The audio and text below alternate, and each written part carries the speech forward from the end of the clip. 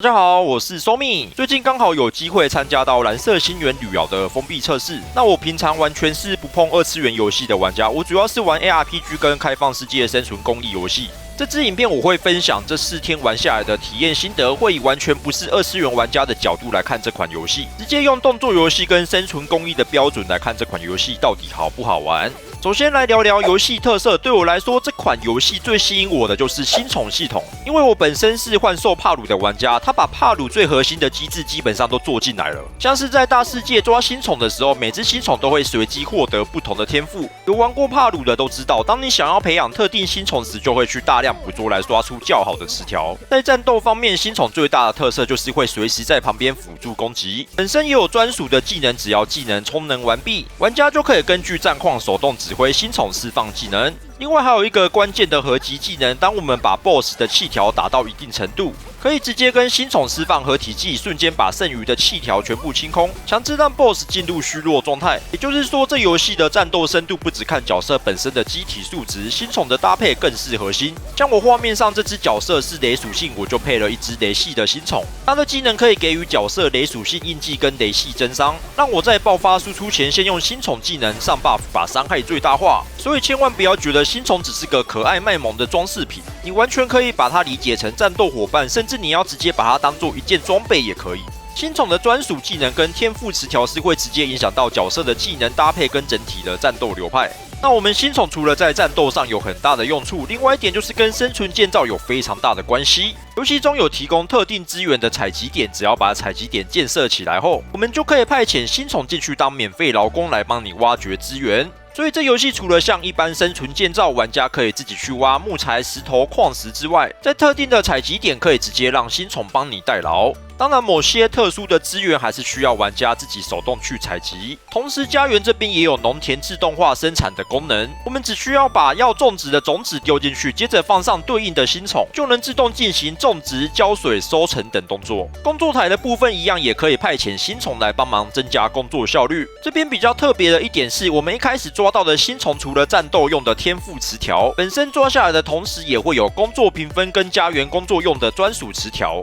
所以你完全有可能抓到一只新宠，它是战斗天赋很不行，但家园词条非常好的完美劳工。另外顺带一提，这款游戏的地图并不是无缝的大地图，但大家也不用担心会走没2步就要读取。你在同一张大地图里面，不管怎么跑都是不用进入载入画面的。只有当你要横跨到另一张大地图，还有进入特定建筑物跟副本的时候，才会需要载入。我自己玩下来是觉得不会影响到游戏的体验。接下来要讲的是游戏的战斗系统，因为我平常没玩过其他二次元的游戏，我不太清楚其他的游戏表现怎么样，我就单纯以我玩过其他 ARPG 的经验来评价。觉得它的战斗系统整体体验下来做得蛮不错的，也很流畅。首先，它角色有分成轻击跟重击2种，然后闪避跟格挡它也都有做。每只角色都有2种可以应对怪物攻击的方式 ，Shoot 就是一般动作游戏的通用闪避，每一只角色都有，并且任何攻击都可以使用这个方式来规避。游戏中这招的完美闪避判定给的算是比较宽，应该是官方不想把难度做得太硬核。接着是第2种应对方式，这个会根据角色的不同有不一样的反制动作，有的角色是闪避，有的角色则是格挡。游戏中是绑定在右键，我这边后面就统称为右键。右键的能力只能针对怪物使用的金光攻击做反制，而且格挡跟闪避在做出反制的时候给出的效果是完全不同的。右键的格挡会直接打断怪物的后续攻击，并且消耗敌人大量的气条。右键的闪避则是会让整个空间变成慢动作，让你自己有更多的时间可以进行输出等操作。但是右键的闪避就不会去消耗到敌人的气条，这也是我对这款游戏战斗系统最满意的地方。因为我玩一款 ARPG 最在意的就是格挡跟闪避这些系统，它到底有没有把它弄好。那这游戏很明显，它 Shoot 闪避就是让你拿来通用应对的，不管是无法防御的红光攻击，还是可以右键反制的金光攻击，甚至是最基本没有任何提示的普通攻击，只要 Shoot 使用时机正确，全部都可以顺利闪掉。然后右键的反制能力也有把闪避跟格挡的区别明确做出来，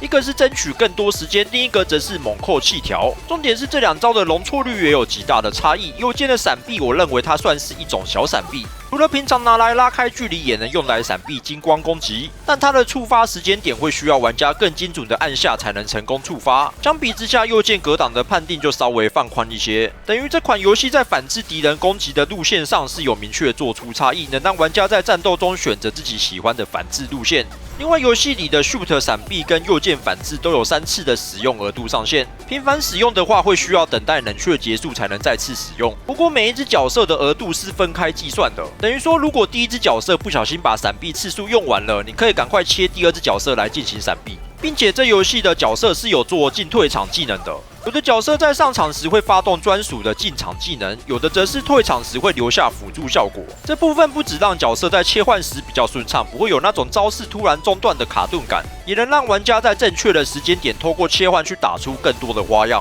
当然，我绝对不会承认我都会趁这个时候跟开大招的动画期间在那边偷偷休息。接下来讲一下游戏美术的部分。这款游戏在角色的定位上非常明确，除了主角之外，其他可操控的角色全部都是女角。我觉得它的角色美术表现算是相当好，绝对是这款游戏的一大优点。不过美术这东西还是比较偏向个人的主观意见，所以我这边就随机展示几只角色在画面上，大家可以看一下，觉得怎么样，有没有合自己的胃口。另外，我玩这款游戏时有个小疑问，为什么角色都是穿裙子啊？我发现这款游戏很少有角色穿裤子，是因为穿裤子的角色很难卖吗？如果你是资深二游玩家，可以留言告诉我一下，我是真的蛮好奇的。优点讲完了，那一定要讲一下游戏上的缺陷。这次体验下来，我觉得比较大的缺点只有2个。第一个是游戏的偶发性卡顿。其实它整体的 PC 优化算是相当好，我显卡是用3080，这在显卡的通病就是高运转时显卡会散发出大量的热气，但我这几天玩下来，主机几乎没有发出什么热气。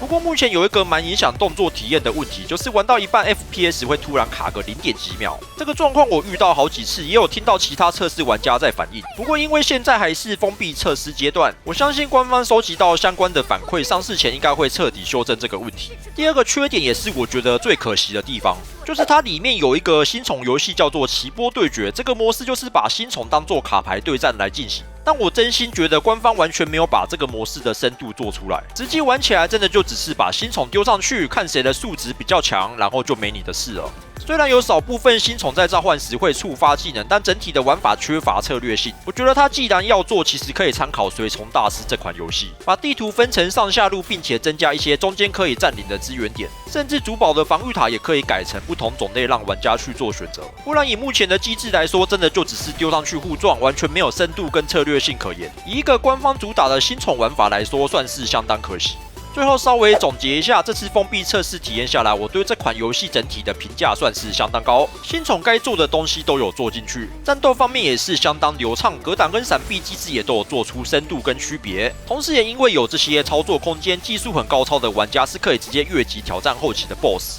虽然因为等级压制，伤害打出来会非常低，但是完全可以靠技术把 BOSS 慢慢磨死。另外，我有特别去测试，如果想抓高于自己等级很多的新宠可不可行？实测发现，靠着数量去硬叠是可以抓得到的，只是初始捕获几率会比较低。整体来说，确实可以像幻兽帕鲁那样，让玩家提早去抓高等的新宠来打工。我是希望未来游戏正式上市的时候，官方不要故意把这2点自由度给锁死。不过老实说，这款游戏上市的时候，我也不一定会去玩。虽然我整体的评价给的相当高，但主要是目前还不知道实际的氪金压力到底有多大。以封闭测试的架构看下来，角色应该是走传统2次元游戏的抽卡模式。至于抽到的重复角色会不会有逼氪的突破系统，这点还没办法确定。虽然现阶段在游戏中提升角色技能跟等级是靠消耗体力打关卡拿素材就能提升，但关于氪金的部分，我目前还没有看到官方有透露出确切的消息。对我个人来说很简单，这类游戏要抽卡，我绝对可以理解，也可以接受。